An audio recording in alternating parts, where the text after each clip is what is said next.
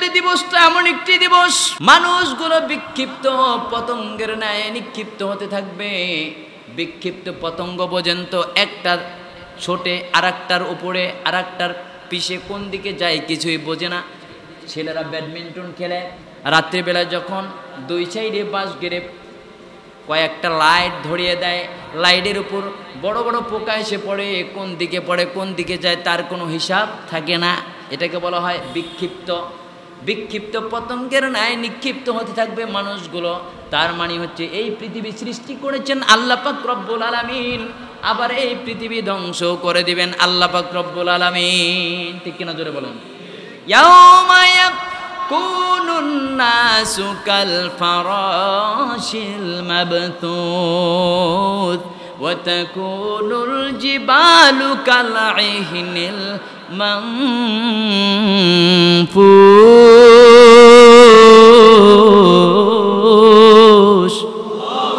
আমার আল্লাহ পাক রব্বুল আলামিন কয় মানব জাতিকে এই পৃথিবীটা, এই পৃথিবীর মধ্যে থাকবে না, মতন থাকবে না, সব ধ্বংস হয়ে যাবে, সব ধ্বংস হয়ে যাবে। এমন একদিন আসবে এই পৃথিবীটাকে একজন ফেরেশতা আল্লাহ পাক রব্বুল আলামিন সৃষ্টি করে রেখেছেন যার নাম ইসরাফিল। যার নাম ইসরাফিল। এই ইসরাফিল আলাইহিস সালাতু ওয়াস সালামের পা হচ্ছে মাটির নিচে অর্থাৎ জমিনের নিচে, আর মাথা হচ্ছে আসমানের উপরে। আল্লাহ পাক রব্বুল আলামিন একটা দায়িত্ব দিয়েছেন, ও ইসরাফিল তোমাকে যখন হুকুম করা হবে তুমি তখন 3টা ফুঁক দিবা এই সিংগায়, 3টা হুইসেল বাজাবা, বাঁশি বাজাবা, আওয়াজ দিবা, একটা বিকট প্রলয়ঙ্কারী শব্দ দিবা। এই জন্য একজন ফেরেশতাকে আল্লাহ তাআলা শুধু বানিয়ে রেখেছেন। সুবহানাল্লাহ পড়বেন না? সময় হবে, কিয়ামতের সময় হবে, কিয়ামত হবে, এটার প্রতি যদি কোনো মানুষের বিশ্বাস না থাকে তার কি ঈমান থাকবে? জোরে বলেন, ঈমান থাকবে? থাকবে না। আমার আল্লাহ পাক রব্বুল আলামিন অন্যত্র সূরার মধ্যে বলতেছেন, সূরা ইনফিতারের মধ্যে, ইদাস সামাউ ফাতারাত ওয়া ইদাল কাওয়াকিবু তাতারাত ওয়া ইদাল বিহারু ফুজ্জিরাত ওয়া ইদাল কুবুরু বু'থিরাত। আল্লাহু আকবার। সূরা ইনফিতারের মধ্যে আল্লাহ তাআলা বলতেছেন, যখন এমন একটা সময় আসবে, এমন একটা দিন আসবে, আকাশসমূহ বিদীর্ণ হয়ে যাবে, নক্ষত্রসমূহ বিস্ফোরিত হয়ে যাবে, ভেঙে চুরমার হয়ে যাবে, মানুষগুলো কবর থেকে উত্থিত হতে থাকবে। সুবহানাল্লাহ পড়বেন না? মানুষগুলো, ওয়া ইদাল কুবুরু বু'থিরাত, মানুষগুলোকে কবর থেকে উঠানো হবে। সুবহানাল্লাহ বিহামদি। তাহলে কয়টা সিংহায় কয়টা ফুঁক দেওয়া লাগবে? কয়টা কড়াঘাত দেওয়া লাগবে? 3টা। মহাপ্রলয়ঙ্কারী শব্দ কয়বার দেওয়া লাগবে? 3বার। এই 3বারের জন্য একজন ফেরেশতাকে আল্লাহ তাআলা সৃষ্টি করেছেন স্পেশালিস্ট ভাবে। সেই ফেরেশতার নাম কি? ইসরাফিল আলাইহিস সালাতু ওয়াস সালাম। এই ইসরাফিল আলাইহিস সালাতু ওয়াস সালামকে সৃষ্টির শুরু থেকে নিয়ে এইভাবে করে সিংহাটা নিয়ে আসমানের দিকে মাথা করে এইভাবে দাঁড়িয়ে আছে। যখন আল্লাহর হুকুম হয়ে যাবে তখন আল্লাহ পাক রব্বুল আলামিন যখন অর্ডার দিয়ে দিবেন, অর্ডার দেওয়ার সঙ্গে সঙ্গে ফুঁকটা যখন দিয়ে দিবেন, দেওয়ার সঙ্গে সঙ্গে মুফাসসিরিনে কিরামগণ বলেন সমস্ত পৃথিবীর মধ্যে একটা প্রকম্পন শুরু হয়ে যাবে। ইযা যুলজিলাতিল আরদু জিলজালাহা ওয়া আখরাজাতিল আরদু আথকালাহা। আল্লাহু আকবার। কুরআনুল কারীমের 114টি সূরার মধ্যে 101 নম্বর সূরা, যার পজিশন নাম্বার 101, যার আয়াত সংখ্যা 11, রুকু সংখ্যা 1, সেই সূরাটির নাম হচ্ছে সূরা কারিয়া। সূরা কারিয়া। এই সূরা কারিয়ার আলোকে আমি কিয়ামতের কিছু দৃশ্য, কিছু আলোচনা, কিছু অথেন্টিক দৃশ্য আমি আপনাদের সামনে ইনশাআল্লাহ তাআলা তুলে ধরার চেষ্টা করব। আল্লাহ তাআলা যাতে করে আমাকে তুলে ধরার তৌফিক দান করেন, এর থেকে আপনাকে আমাকে উভয়কে শিক্ষা গ্রহণ করার তৌফিক দান করেন। সকলে বলি আমিন। আমার আল্লাহ তাআলা কালামে হাকিমের মধ্যে 114টি সূরা নাজিল করেছেন। এই কুরআনুল কারীমটা যে আল্লাহ তাআলা নাজিল করেছেন, নাজিলের পূর্বে আমার আল্লাহ তাআলা এই কুরআনুল কারীমটা জিনিসটা কি, কোত্থেকে এসেছে, কে পাঠিয়েছেন, কি তার নাম, কি তার পরিচয়, এই পরিচয় সম্পর্কে আমি আপনাদের সামনে প্রথমে কিছু আলোচনা করতে চাই ইনশাআল্লাহ তাআলা। যখন আপনার বাড়িতে একজন মেহমান আসে, অপরিচিত মেহমান যাকে আপনি চিনেন না, তখন আপনি জিজ্ঞেস করেন যে ভাই তোমার নাম কি? জিজ্ঞেস করি না আমরা? তোমার পরিচয়টা দাও, অথবা তোমার ঠিকানাটা বলো, আগে তোমার পরিচয়টা দাও। ঠিক আল্লাহ তাআলা কালামে হাকিমের মধ্যে এই কোরআনুল কারীম জিনিসটা কি জন্য এসেছেন, কার উপরে এসেছেন, কেন এসেছেন, এটা আল্লাহ তাআলা কোরআনুল কারীমের মধ্যেই বলে দিয়েছেন। এই কোরআনুল কারীমের পরিচয়টা সংক্ষিপ্ত আকারে আমি আপনাদের সামনে তুলে ধরার পর এরপরে আমরা সূরা কারিয়ার ব্যাখ্যার দিকে চলে যাব। কিয়ামতের আলোচনা, কিয়ামতের বিভৎস দৃশ্য কি হতে পারে এ নিয়ে ইনশাআল্লাহ সূরা কারিয়ার আলোকে আলোচনা করব। আমার সাথে সবাই পড়েন, আউযু বিল্লাহি মিনাশ শাইতানির রাজিম, বিসমিল্লাহির রহমানির রহিম।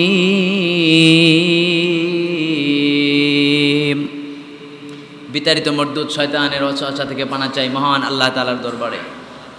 পরম করুণাময় দয়াময় আল্লাহর নামে শুরু করতেছি। কার নামে শুরু করলাম? আল্লাহর নামে। কোন আল্লাহর নামে? যে আল্লাহ আপনার আমার মালিক, যে আল্লাহ আপনার আমার রব। ঠিক কিনা জোরে বলেন? সে আল্লাহ যে আমার আপনার রব। এই রব শব্দটাও আপনি আমি কারো কাছ থেকে জানতে পারিনি, একমাত্র এই কোরআন থেকেই জেনেছি। কার থেকে জেনেছি? কোরআন থেকেই জেনেছি। আমরা প্রত্যেকটা সলাত, প্রত্যেক রাকাত সলাতের মধ্যে যে সূরা ফাতিহা পড়ি, এই সূরা ফাতিহার শুরুতেই আমরা এই রবের পরিচয়টা আমরা দিই। সুবহানাল্লাহ পড়বেন না? আমরা রবের পরিচয়, রবের প্রশংসা দিয়েই আমরা শুরু করি। কেন শুরু করি? শুরু করার কারণটি হচ্ছে আল্লাহ তাআলা এই জন্য বুঝাইতে চাইতেছেন যে বান্দা, তোমাকে যখন আমি সৃষ্টি করলাম রূহের জগতে, এই রূহের জগতে তোমাকে যখন আমি সৃষ্টি করলাম, এর পূর্বে তুমি কিছুই ছিলে না।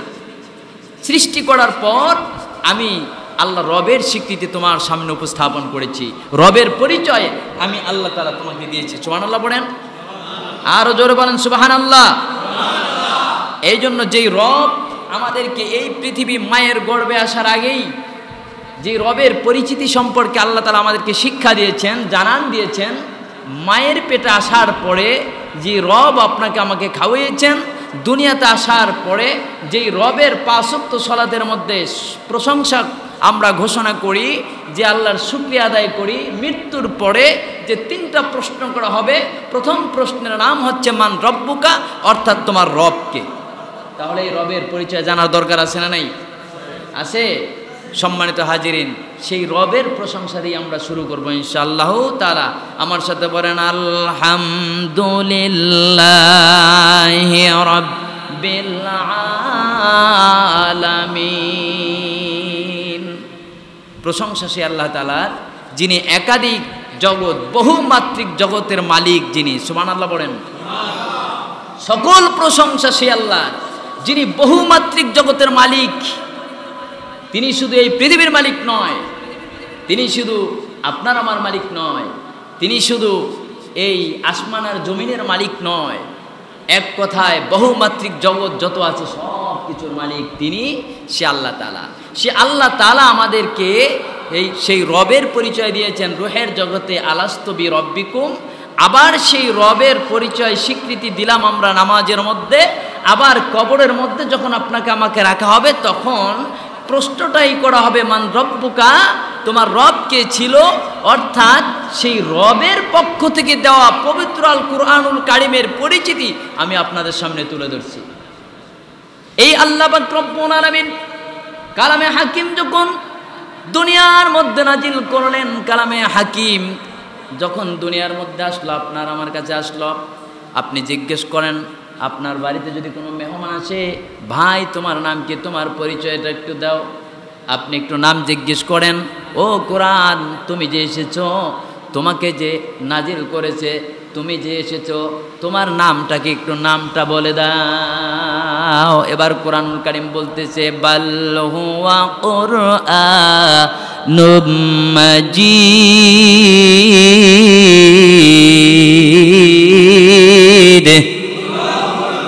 ফি লাউহিম মাহফুজ।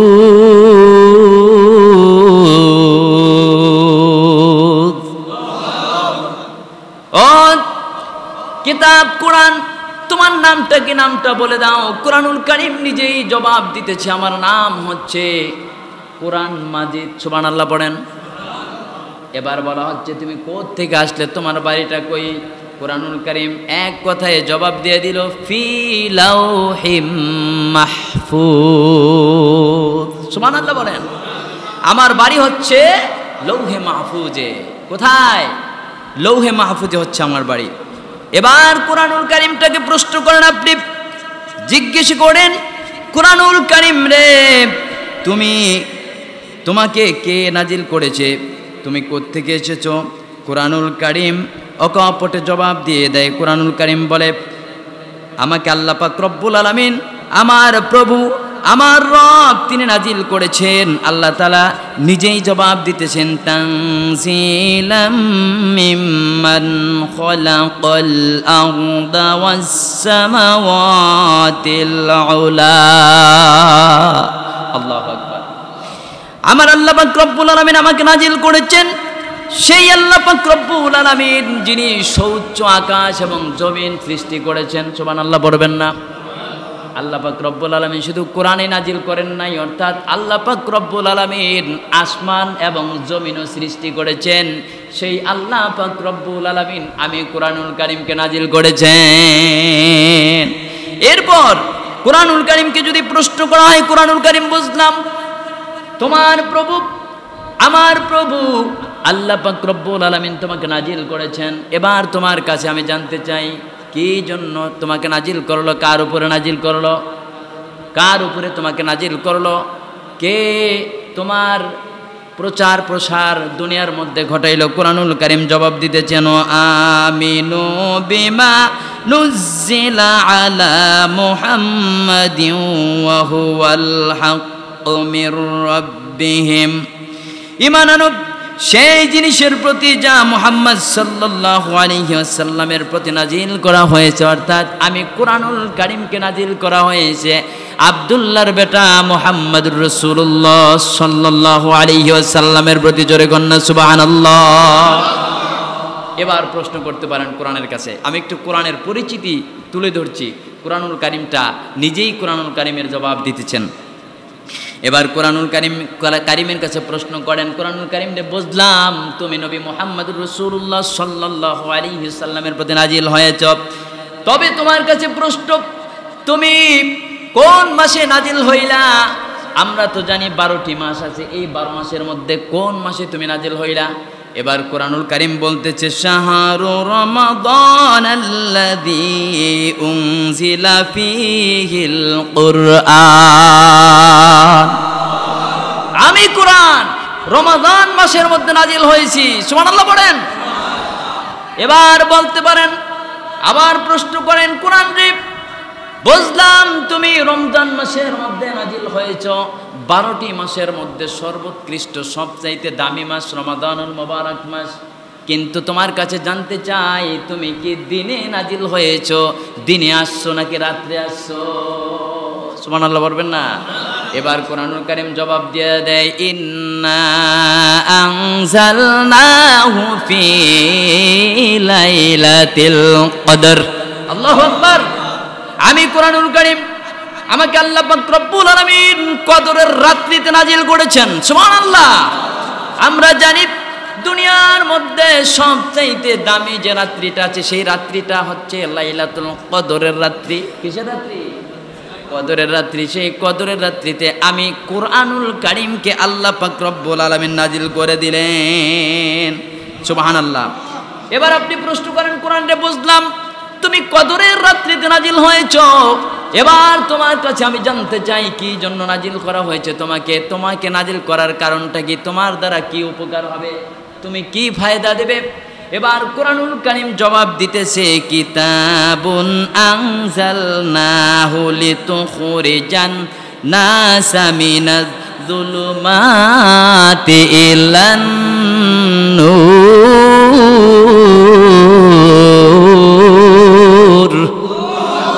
এই কোরআনুল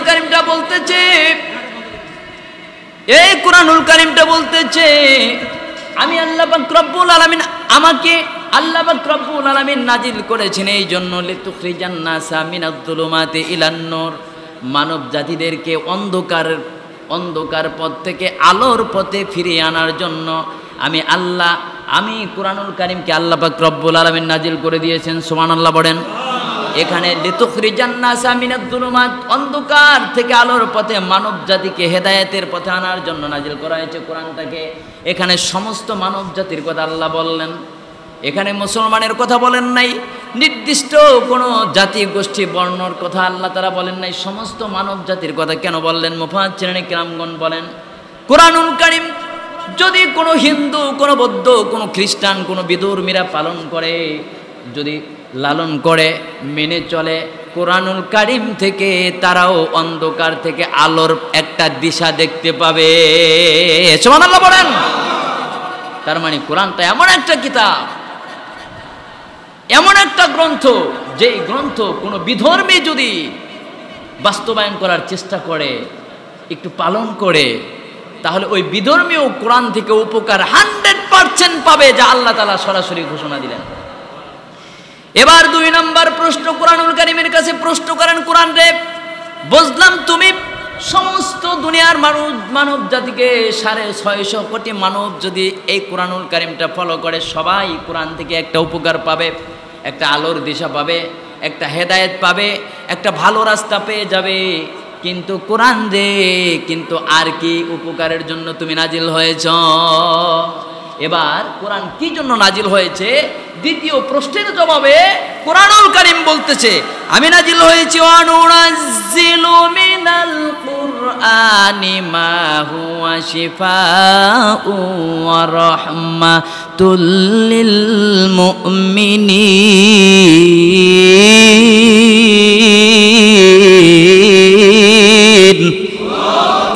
আমি কুরআনুল কারীম নাজিল হয়েছি মুমিনদের জন্য শিফা আর হেদায়েতের বাণী নিয়ে আমি নাজিল হয়েছি। কোনো মুমিন যদি কুরআনুল কারীমটাকে মানে, কুরআনুল কারীমটা নিজের জীবনে অবশ্যই মুমিনরা বাস্তবায়ন করবে, এই মুমিনদের জীবনে আমি শিফা হিসাবে নাজিল হয়েছি। বড় বড় রোগ ব্যাধি, বড় বড় অসুস্থতা, যা বর্তমান মেডিকেল সায়েন্স পর্যন্ত ফেইলার হয়ে যায়, তারা ভালো করতে পারে না। আমি কোরআনকে যদি সে মেনে চলে, কোরআনকে যদি সে বুঝতে পারে, কোরআনের উপর তাওয়াক্কুল করে, আল্লাহর উপর ভরসা করে কোরআনকে যদি মানতে পারে, বুকে টেনে নিতে পারে, আল্লাহ পাক রব্বুল আলামিন আমার দ্বারা গ্যারান্টি দিতেছেন, ওই বান্দার শেফা হিসাবে আমি কুরআনুল কারীমে যথেষ্ট। জোরে কন্যা সুবহানাল্লাহ। যা এদিকে আলোচনা আজকে আমার না, কুরআনুল কারীম অসংখ্য আয়াতের দ্বারা প্রমাণিত হয়েছে যে বৈজ্ঞানিকরা যা ঔষধ আবিষ্কার করে, রিসার্চ আর গবেষণা করে, সেই ঔষধের মধ্যে আবার কিছু মেডিসিন পরবর্তীতে ব্যান করতে তারা বাধ্য হয়, আছে না নাই? কিন্তু কুরআনুল কারীমের মধ্যে যেই সকল মেডিসিনের কথা বলা হয়েছে, যেই সকল ঔষধের কথা বলা হয়েছে, যেই সকল শিফার কথা বলা হয়েছে, আজ পর্যন্ত 1450 বছর পার হয়ে গেল। শুধু 1450 বছর নয়, কিয়ামত চলে আসবে, এরপরে এটা পরিবর্তনের কোনো প্রয়োজন নাই। জোরে কর না। ছোট্ট একটা বৈজ্ঞানিক উদাহরণ আমি আপনাদের কাছে দেব। 80-র দশকে বৈজ্ঞানিকরা বলেছিল যে সূর্য ঘোরে না, চন্দ্র ঘোরে, পৃথিবী ঘোরে, কিন্তু সূর্য ঘোরে না। কিন্তু আল্লাহ তাআলা কালামে হাকিমের মধ্যে 1450 বছর আগে, প্রায় 1500 বছর আগে বলেছেন, লাশামসু ইয়ামবাগি লাহা আন তুদরিকাল কমারা ওয়ালাল লাইলু সাবিকুন নাহার ওয়া কুল্লু ফি ফালাকি ইয়াসবাহুন।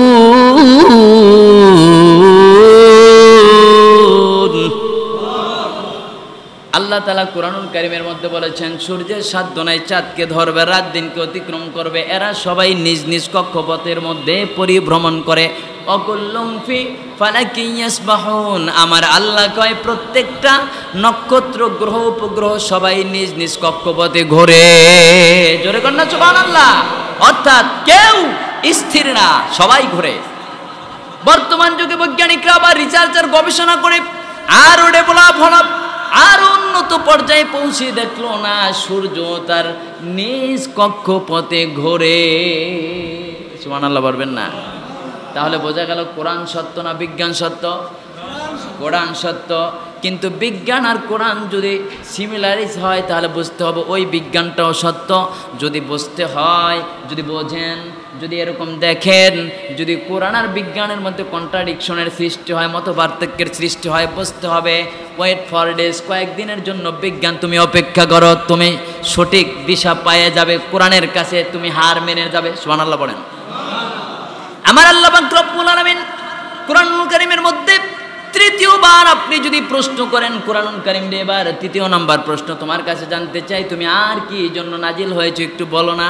এবার কোরআনুল কারীম বলে দিতে চায়, ওয়ানাজ্জালনা আলাইকাল কিতাবা তিবয়ানাল লিকুল্লি শাইইন ওয়া হুদাও ওয়া রাহমাতাও ওয়া বুশরা লিল মুসলিমিন।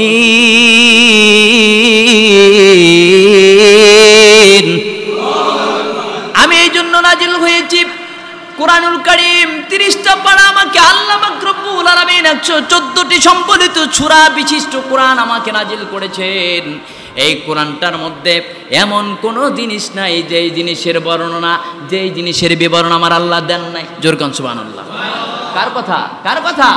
ওয়ানাজ্জালনা আলাইকাল কিতাবা তিবয়ানাল লিকুল্লি শাই, সব এ টু জেড, আপনার রান্নাঘর থেকে শুরু করে নিয়ে আপনার পার্লামেন্ট পর্যন্ত, ব্যক্তিগত জীবন থেকে শুরু করে নিয়ে রাজনৈতিক জীবন থেকে শুরু করে নিয়ে আন্তর্জাতিক জীবন পর্যন্ত যা কিছু প্রয়োজন, যেখানে যা দরকার, সব আল্লাহ পাক রব্বুল আলামিন বলতেছেন আমি কোরআনের মধ্যে খুঁটে খুঁটে নাজিল করে দিয়েছি। জোরে কন্যা সুবহানাল্লাহ।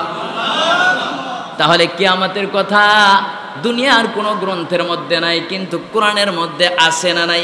জোরে কোন। আল্লাহ পাক রব্বুল আলামিন এই যে বললেন কোরআনুল কারীমের মধ্যে সব কিছু আমি বলে দিয়েছি, এরপরে আল্লাহ পাক রব্বুল আলামিন বললেন হুদাও ওয়া রাহমাতাও ওয়া বুশরা লিল মুসলিমিন। কি হবে? এই কোরআনটার মধ্যে আমি সব বলে দিয়েছি। তুমি যদি মানো, তুমি যদি জানো, তুমি যদি ব্যক্তিগত জীবন থেকে শুরু করে নিয়ে তোমার পারিবারিক, সামাজিক, আন্তর্জাতিক জীবন পর্যন্ত, রাষ্ট্রীয় জীবনেও তুমি যদি কোরআন বাস্তবায়ন করতে পারো, তাহলে তোমাকে আমি আল্লাহ পাক রব্বুল আলামিন দুটো জিনিসের গ্যারান্টি দিয়ে দিচ্ছে। দুনিয়াতে একটি জিনিসের গ্যারান্টি দিয়ে দিচ্ছে, আখিরাতে। জোরে বলুন সুবহানাল্লাহ। একটা জিনিসের গ্যারান্টি আল্লাহ দিলেন, ওয়া হুদাও ওয়া রাহমাতাও। কষ্ট হচ্ছে আপনাদের? কষ্ট হচ্ছে? একটা প্রথম নাম্বার জিনিসের গ্যারান্টি আমার আল্লাহ দিলেন, আপনি যদি কোরআন মানতে পারেন আপনাকে অবশ্যই আল্লাহ তাআলা হেদায়েত দান করবেন। বন্ধুগণ, এখন যদি প্রশ্ন করে হেদায়েত কেমন জিনিস, এদিকে আজকে আমি আলোচনায় যাচ্ছি না। দুনিয়ার মধ্যে যদি হেদায়েত ছাড়া কোনো মানুষ থাকে, ওর মতো কপাল পরার হতভাগ্য আর কেউ নাই। আর দুনিয়া থেকে কোনো মানুষ যদি হেদায়েত পাওয়া যায়, ওই মানুষটা যদি ভিক্ষা করেও খায়, ওই মানুষটা যদি কষ্ট করে না খেয়েও জীবনযাপন করে, ওই মানুষটার মতো কপালওয়ালা মানুষ আর দুনিয়ার মধ্যে না। সুবহানাল্লাহ বলেন। আল্লাহ তাআলার হেদায়েত সবচাইতে দামি জিনিস। আল্লাহ তাআলা কোরআন যদি মানতে পারেন, প্রথমে হেদায়েত দেবেন, হেদায়েত দেওয়ার পর আল্লাহর পক্ষ থেকে আল্লাহ অবধারিত করবেন, নাজিল করবেন বাড়িধারার মতো রহমত। সুবহানাল্লাহ বলেন। বৃষ্টির চাইতেও বেশি আল্লাহ পাক রব্বুল আলামিন আপনার আমার উপর রহমত নাজিল করবেন। বলবেন যে হুজুর কেমন রহমত?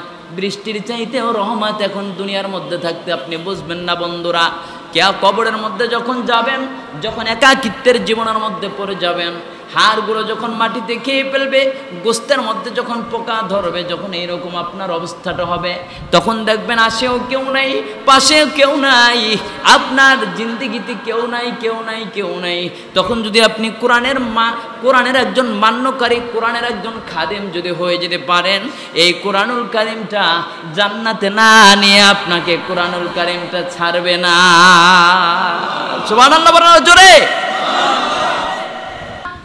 আল্লাহ দুনিয়ার মধ্যে রহমত দিলেন, এরপর আখিরাতের জন্য একটা গ্যারান্টি দিলেন, অবসরা লিল মুসলিমিন।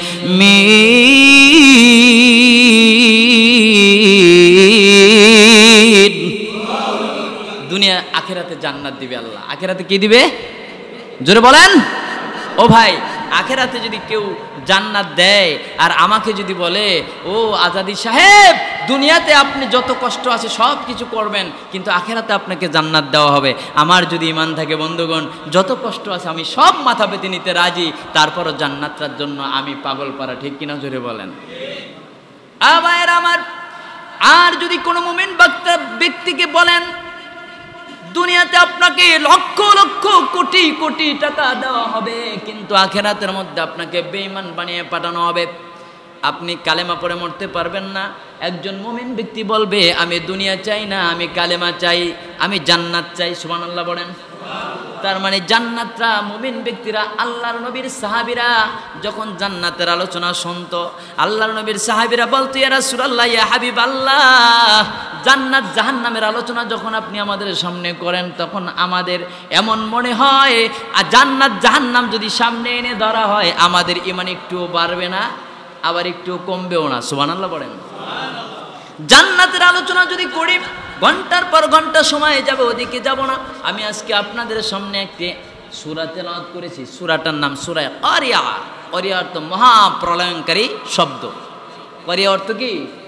মহাপ্রলয়ঙ্কারী শব্দ, অর্থাৎ একটা মহা আওয়াজ, বিকট আওয়াজ, একটা সাইরেন্ট হুইসেল, বিকট একটা আওয়াজ আল্লাহ পাক রব্বুল আলামিন দিয়ে এই পৃথিবীটাকে ধ্বংস করে দিবেন, শেষ করে দিবেন। আজকে সেই বিষয়ে একটু আলোচনা করব। সেই বিষয়টা আলোচিত হয়েছে কিসের মধ্যে ভাই? কোরআনের মধ্যে। সেই কোরআনের মধ্যে অসংখ্য আয়াতে এই কিয়ামত সম্পর্কে আলোচনা হয়েছে, কিন্তু আমি আজকে আপনাদের সামনে শুধু কারিয়া এর আলোকে একটু আলোচনা করতে চাই ইনশাআল্লাহ তাআলা। একটু সময় যদি বেশি হয়, আপনারা কি একটু বসবেন ভাই? একটু বসবেন, একটু সময় দিন ভাই। হয়তোবা আপনার জীবনের একটা কি বলে গতি ফিরে যেতে পারে। আল্লাহ তাআলা হয়তোবা এই উসিলা করে, কোরআনের একটা কথাকে উসিলা করে আপনার আমার জীবনের মোড়টাকে আল্লাহ ঘুরিয়ে দিতে পারেন কি পারেন না? জোরে বলেন, পারেন? আমার সাথে বলেন, আউযু বিল্লাহি মিনাশ শাইতানির রাজিম, বিসমিল্লাহির রহমানির রহিম।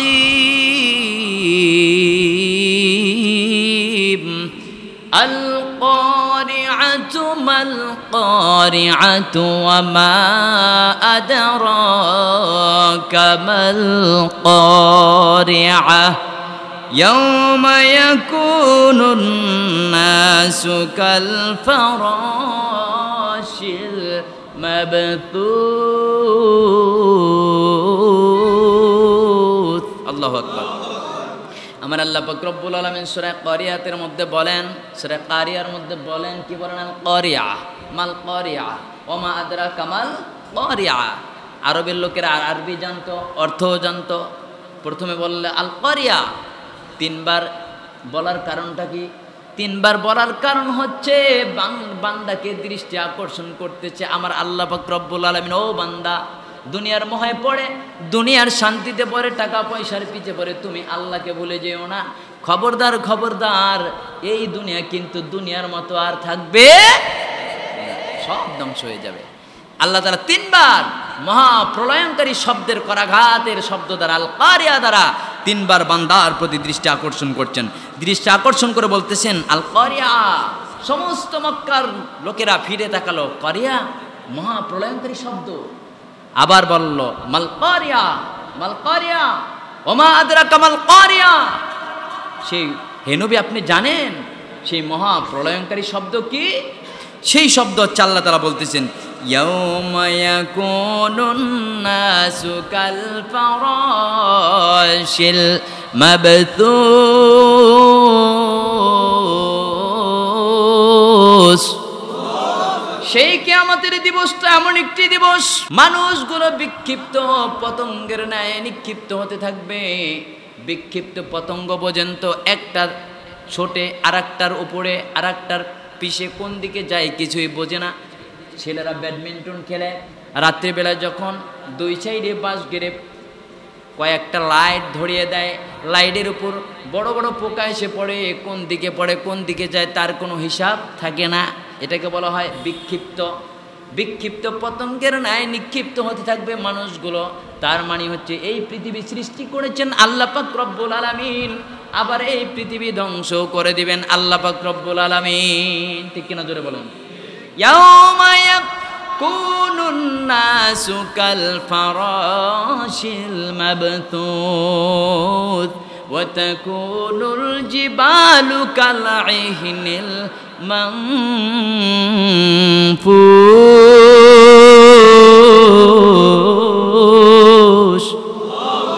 আমার আল্লাহ পাক রব্বুল আলামিন কয় মানব জাতিকে এই পৃথিবীটা, এই পৃথিবীর মধ্যে থাকবে না, মতন থাকবে না, সব ধ্বংস হয়ে যাবে, সব ধ্বংস হয়ে যাবে। এমন একদিন আসবে এই পৃথিবীটাকে একজন ফেরেশতা আল্লাহ পাক রব্বুল আলামিন সৃষ্টি করে রেখেছেন যার নাম ইসরাফিল। যার নাম ইসরাফিল। এই ইসরাফিল আলাইহিস সালাতু ওয়াস সালামের পা হচ্ছে মাটির নিচে অর্থাৎ জমিনের নিচে, আর মাথা হচ্ছে আসমানের উপরে। আল্লাহ পাক রব্বুল আলামিন একটা দায়িত্ব দিয়েছেন, ও ইসরাফিল তোমাকে যখন হুকুম করা হবে তুমি তখন 3টা ফুঁক দিবা এই সিংগায়, 3টা হুইসেল বাজাবা, বাঁশি বাজাবা, আওয়াজ দিবা, একটা বিকট প্রলয়ঙ্কারী শব্দ দিবা। এই জন্য একজন ফেরেশতাকে আল্লাহ তাআলা শুধু বানিয়ে রেখেছেন। সুবহানাল্লাহ পড়বেন না? সময় হবে, কিয়ামতের সময় হবে, কিয়ামত হবে, এটার প্রতি যদি কোনো মানুষের বিশ্বাস না থাকে তার কি ঈমান থাকবে? জোরে বলেন, ঈমান থাকবে? থাকবে না। আমার আল্লাহ পাক রব্বুল আলামিন অন্যত্র সূরার মধ্যে বলতেছেন, সূরা ইনফিতারের মধ্যে, ইদাস সামাউ ফাতারাত ওয়া ইদাল কাওয়াকিবু তাতারাত ওয়া ইদাল বিহারু ফুজ্জিরাত ওয়া ইদাল কুবুরু বু'থিরাত। আল্লাহু আকবার। সূরা ইনফিতারের মধ্যে আল্লাহ তাআলা বলতেছেন, যখন এমন একটা সময় আসবে, এমন একটা দিন আসবে, আকাশসমূহ বিদীর্ণ হয়ে যাবে, নক্ষত্রসমূহ বিস্ফোরিত হয়ে যাবে, ভেঙে চুরমার হয়ে যাবে, মানুষগুলো কবর থেকে উত্থিত হতে থাকবে। সুবহানাল্লাহ পড়বেন না? মানুষগুলো, ওয়া ইদাল কুবুরু বু'থিরাত, মানুষগুলোকে কবর থেকে উঠানো হবে। সুবহানাল্লাহ বিহামদি। তাহলে কয়টা সিংহায় কয়টা ফুঁক দেওয়া লাগবে? কয়টা কড়াঘাত দেওয়া লাগবে? 3টা। মহাপ্রলয়ঙ্কারী শব্দ কয়বার দেওয়া লাগবে? 3বার। এই 3বারের জন্য একজন ফেরেশতাকে আল্লাহ তাআলা সৃষ্টি করেছেন স্পেশালিস্ট ভাবে। সেই ফেরেশতার নাম কি? ইসরাফিল আলাইহিস সালাতু ওয়াস সালাম। এই ইসরাফিল আলাইহিস সালাতু ওয়াস সালামকে সৃষ্টির শুরু থেকে নিয়ে এইভাবে করে সিংহাটা নিয়ে আসমানের দিকে মাথা করে এইভাবে দাঁড়িয়ে আছে। যখন আল্লাহর হুকুম হয়ে যাবে তখন আল্লাহ পাক রব্বুল আলামিন যখন অর্ডার দিয়ে দিবেন, অর্ডার দেওয়ার সঙ্গে সঙ্গে ফুঁকটা যখন দিয়ে দিবেন, দেওয়ার সঙ্গে সঙ্গে মুফাসসিরিনে কিরামগণ বলেন সমস্ত পৃথিবীর মধ্যে একটা প্রকম্পন শুরু হয়ে যাবে। ইযা যুলজিলাতিল আরদু জিলজালাহা ওয়া আখরাজাতিল আরদু আথকালাহা। আল্লাহু আকবার। পৃথিবী কম্পন প্রকম্পন শুরু হয়ে যাবে। ও ভাই, শুধু তাই নয়, আল্লাহ পাক রব্বুল আলামিন বললেন এই যে বড় বড় পাহাড়গুলো, এই পাহাড়গুলো ছিটকে ছিটকে পড়বে না, শুধু তুলার মতো ধ্বনিত হয়ে উঠতে থাকবে। সুবহানাল্লাহ বলেন। পাহাড়টা কেমন? পাহাড়টা, পাহাড়ের উপরে আমরা যতদূর দেখি আসলে নিচে তার চাইতে অনেক গুণ বেশি। আল্লাহ তাআলা কালামে হাকিমের মধ্যে বলছেন এই পাহাড়কে আল্লাহ পৃথিবীর মধ্যে প্যারাকের মতো প্যারাক গেড়ে দিয়েছেন। সুবহানাল্লাহ বলেন। ভাই, প্যারাকের ছাদটা উপরে থাকে আর সব তো ভিতরে গেড়ে দেওয়া হয়। কি বলেন? তাহলে বোঝা গেল পৃথিবী যখন কাঁপতে ছিল আল্লাহ পাক রব্বুল আলামিন এই পাহাড়কে পৃথিবীর মধ্যে প্যারাকের মতো গেড়ে দিয়েছেন, অর্থাৎ অধিকাংশ পাহাড় মাটির মধ্যে গাড়া আর উপরে কিছু অংশ দেখা যায়। সুবহানাল্লাহ বলবেন না? এই পাহাড়টা ধুলার মতো উঠতে থাকবে, এই পাহাড়টা তুলার মতো উঠতে থাকবে। তুলা যেই রকম ফু দিলে এক স্থান থেকে আরেক দিকে যায়, কোথায় যায় বলাও যায় না, উঠতে থাকে, শুধু বাঁচতে থাকে। গ্রাভিটেশন ল, সেই সময় গ্রাভিটেশন ল অর্থাৎ মাধ্যাকর্ষণ শক্তিও থাকবে না। সুবহানাল্লাহ বলবেন না? কাঁপতে থাকবে। ইযা যুলজিলাতিল আরদু জিলজালাহা ওয়া আখরাজাতিল আরদু আথকালাহা ওয়া ক্বালাল ইনসানু মা লাহা। কেঁপে কেঁপে সব কিছু ধ্বংসে বিনাশ করে দিবে। জমিন আর পৃথিবী সব কিছু জমিন তার বুক থেকে বের করে দিবে, কিছুই তার পেটের মধ্যে রাখবে না। কার কথা? সে আল্লাহ পাক রব্বুল আলামিন যখন ইন্নামা আমরুহু ইযা আরাদা শাইআন আইয়াকুলা লাহু কুন ফায়াকুন, যখন সময় হয়ে যাবে আল্লাহ বলবেন কুন ফায়াকুন, হয়ে যাবে। অর্থাৎ যখন সময় হয়ে যাবে ইসরাফিলকে বলবে ইসরাফিল তোমার হুইসেল সাইরেনটা বাজায় দাও। হুইসেল সাইরেন যখন বাজায় দেবে, বাজানোর সঙ্গে সঙ্গে এই পৃথিবীর মধ্যে যত পাহাড় আছে সব ধ্বংস হয়ে যাবে, পর্বতগুলো ধ্বংস হয়ে যাবে, যত যত বড় বড় বিল্ডিংগুলো আছে এই বিল্ডিংগুলোও ফেটে চৌচির হয়ে যাবে। আপনাদের দেশের দুই একটা থাকবে মনে হয়, এই বাজারটা থাকবে, বলেন তিনখাম্বা বাজার থাকবে? কিছুই থাকবে না, সব কিছু ধ্বংস হয়ে যাবে। এবার ধ্বংস হয়ে কেমন হবে? ধ্বংস হয়ে যাবে। আমার আল্লাহ পাক রব্বুল আলামিন বলতেছেন ওয়াল বাহরিল মাসজুর, আল্লাহ তাআলা সমুদ্র আগুনবর্তী সমুদ্রের কসমও কিন্তু খেয়েছেন। এর দ্বারা বোঝা যায়, বর্তমান বৈজ্ঞানিকরা প্রমাণ করে দেখেছেন যে সমুদ্রের তলদেশে আছে অসংখ্য আগ্নেয়গিরি। সুবহানাল্লাহ পড়বেন না? অসংখ্য আগুনের পাহাড়। আল্লাহ পাক রব্বুল আলামিন এই সমস্ত পাহাড়ের জ্বালামুখ যদি একটা পাহাড়ের জ্বালামুখ ছুটায় দেয়, তাহলে এই পৃথিবীর মধ্যে 3 ভাগ পানি আর 1 ভাগ হচ্ছে মাটি।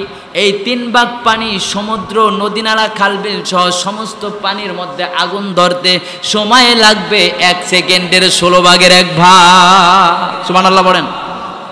ভাই, আজকে আল্লাহর হুকুম আপনি মানবেন না, আপনি জানবেন না, আপনি বুঝতেও পারবেন না আল্লাহর শক্তিটা কত বড়, কোথায় আল্লাহর শক্তি। কিন্তু বৈজ্ঞানিক যারা হয়, যারা ব্রেন আর এই বিবেচনা দিয়ে যারা কোরআনুল কারীম রিসার্চ আর গবেষণা করে, তারা ঠিকই দেখতেছে যে এই পৃথিবী একদিন আর পৃথিবী থাকবে না। বর্তমান বৈজ্ঞানিকরা ওটা প্রমাণ করেছে। সুবহানাল্লাহ বলবেন না?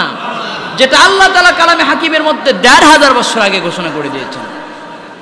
আল্লাহ পাক রব্বুল আলামিন যখন প্রথম সিংহায় ফুঁক দিতে বলবেন, সিংহায় ফুঁক দেওয়া হবে, আল কারিআহ, মহাপ্রলয়ঙ্কারী শব্দটা যখন গঠিত হয়ে যাবে, ধ্বনিত হয়ে যাবে, ধ্বনিত হয়ে যাওয়ার পর পৃথিবী সব লন্ডভন্ড হয়ে যাবে।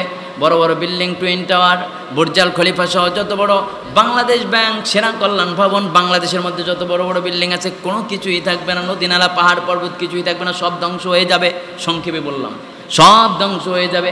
সব যখন ধ্বংস হয়ে যাবে, এবার আল্লাহ পাক রব্বুল আলামিন আবার বলবে ইন্নামা আমরুহু ইযা আরাদা শাইআন আইয়াকুলা লাহু কুন ফায়াকুন, আল্লাহ কুন হও বললেই হয়ে যায়। বলবে ইসরাফিল রে আরেকটা সিংহায় ফুঁক দাও। আরেকটা সিংহায় যখন ফুঁক দিবে রে ভাই, সমস্ত মানব জাতির জানগুলো কবজ হয়ে যাবে। সুবহানাল্লাহ বলেন। আল্লাহ বলবেন ইয়া মালাকাল মাউত, হে মালাকাল মাউত আখবিরনি মাইয়াবকা, আমাকে তুমি খবর পৌঁছাও কারা বাকি আছে। সুবহানাল্লাহ বলেন। সংক্ষেপে বলি ভাইরা আমার, এবার মালাকাল মাউত বলবে আল্লাহ গো পৃথিবী ধ্বংস, পৃথিবীর সমস্ত মানব জাতিগুলো সব ধ্বংস হয়ে গেছে। যারা আপনারা নাফরমানি করতো তারাও ধ্বংস হয়ে গেছে, যারা সবাই সব মরে গেছে, যত মানুষ ছিল সব মরে গেছে। কিন্তু এবার বাকি আছে জিন জাতিরা। জিন আছে না নাই? জোরে বলেন। খলাকাল ইনসানা মিন সালসালিন কাল ফাখারি ওয়া খলাকাল জান্না মিন মারিজিম মিন নার। এবার আল্লাহ বলবেন জিনকে ধরো। জিন জাতি হচ্ছে শয়তান, শয়তান হচ্ছে জিন জাতির মধ্যে একজন। তো শয়তানটাকে ধরো। এবার সমস্ত মানব জাতিকে যেই কষ্ট দিয়ে জানকে কবজ করেছো, শয়তানটাকে তার চাইতে বেশি কষ্ট দিয়ে জান কবজ করো।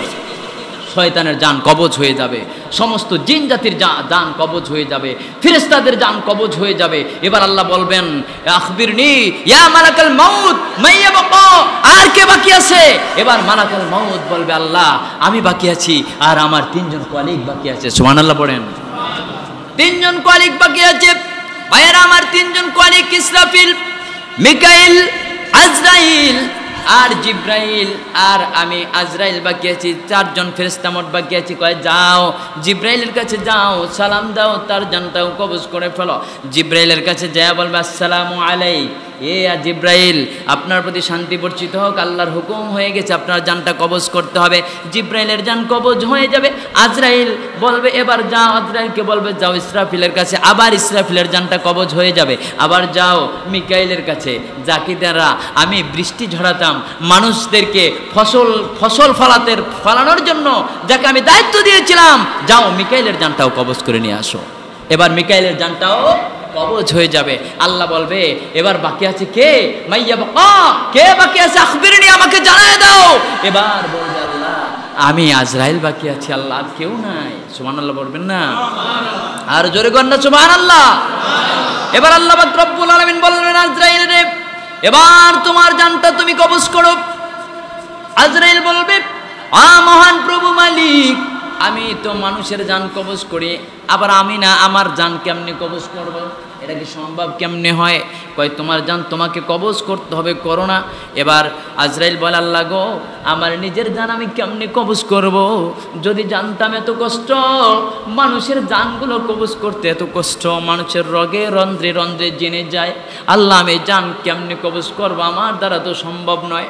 আমার আল্লাহ পাক রব্বুল আলামিন বলবেন জিব্রাইল রে, ও আজরাইল যাও জান্নাত আর জাহান্নামের মধ্যবর্তী স্থানে দাঁড়ায় যাও। সুবহানাল্লাহ।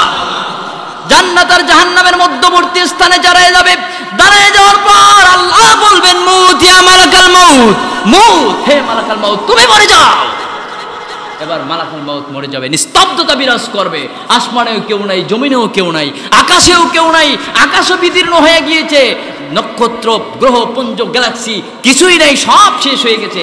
আমার আল্লাহ তাআলা বলবেন এবার ডাক দিয়ে, আসমানে কেউ নাই, হে ইয়া আর হে পৃথিবী, আইনা জবাবের তোমার অত্যাচারী বাচ্চাগুলা কোথায়? আল্লাহ বলবেন আইনা জবাবের তোমার অত্যাচারী বাচ্চাগুলা কোথায়, যারা মানুষের উপর অত্যাচার করত? অত্যাচারী সেই মানুষগুলা কোথায়? দর্শকগুলা কোথায়? হত্যাকারী কোথায়? আইনা আনহারুক তোমার নদী নালা খাল বিলগুলি কোথায়? আইনাস জারুক বড় বড় গাছগুলো ছিল সেটি কোথায়? কোনো জবাব নাই। এবার আল্লাহ পাক রব্বুল আলামিন বলবেন লিমানিল মুলকুল ইয়াউম লিল্লাহিল ওয়াহিদিল কাহ্হার। আল্লাহ বলবেন আজকের রাজত্ব কার? সমস্ত রূহ, আপনার রূহ, আমার রূহ, সর্বপ্রথম আপনার আমার প্রিয় নবী হুজুর আকরাম সাল্লাল্লাহু আলাইহি ওয়াসাল্লামের রূহেও থেকে জবাব চলে আসবে লিল্লাহিল ওয়াহিদিল কাহ্হার। সেই কাহ্হার নামক প্রভুর জন্য, রবের জন্য আজকের রাজত্ব। জোরে কর না সুবহানাল্লাহ। মালিক ইয়াউমিদ্দিন, এটা হচ্ছে কিয়ামত দিবসের মালিক। আমরা নামাজের মধ্যে পড়ি না মালিক ইয়াউমিদ্দিন? তখন একটু খেয়াল করবেন রে বন্ধু, কিয়ামতের ময়দানে কিন্তু আমার আল্লাহ ছাড়া কোনো মাবুদ। এবার আল্লাহ পাক রব্বুল আলামিন আবার ইসরাফিলকে জীবিত করবেন। ইসরাফিলের ডিউটি একটা বাকি আছে, একটা হুইসেল দেয় নাই, একটা ধ্বনি দেয় নাই, সিংগায় ফুক একটা দেয় নাই, না দেওয়ার কারণে আবার জীবিত করবে। জীবিত করার পর ইসরাফিলকে বলবে ইসরাফিল আর একটা সিংগায় ফু দিয়ে তোমার দায়িত্ব শেষ করো। সুবহানাল্লাহ। আর একটা সিংহা যখন ফুক দেবে, সমস্ত মানুষগুলো কবর থেকে দাবিত হবে, মিনহা খলাকনাকুম ওয়া ফিহা নুঈদুকুম ওয়া মিনহা নুখরিজুকুম তারাতান উখরা।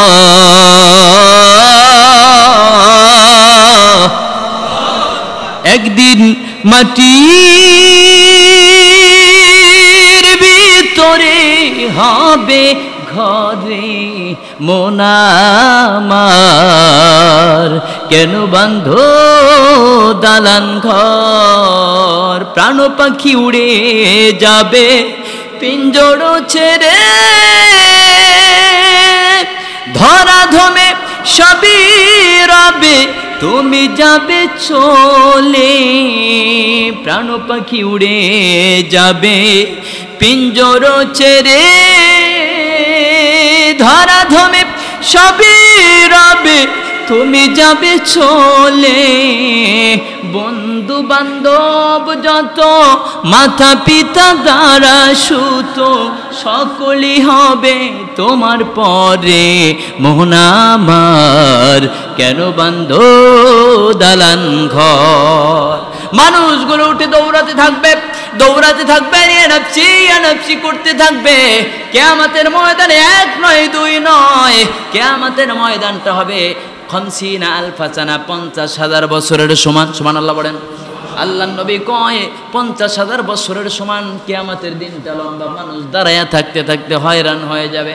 ও ভাই, মানুষ যখন দাঁড়ায়া থাকতে থাকতে হয়রান হয়ে যাবে, মানুষগুলো দৌড়ে যাবে আবার বাসার, হে আদম আমাদের জন্য একটু সুপারিশ করেন। সুবহানাল্লাহ কর না। আপনাদের গ্রামের মধ্যে যদি মারামারি হানাহানি কাটাকাটি বাজে, এমন কিছু লোক আসে যেই মানুষগুলো আবার গ্রাম শান্ত করতে পারে, আসে না নাই? ঠান্ডা ব্রেনের লোক আছে না নাই?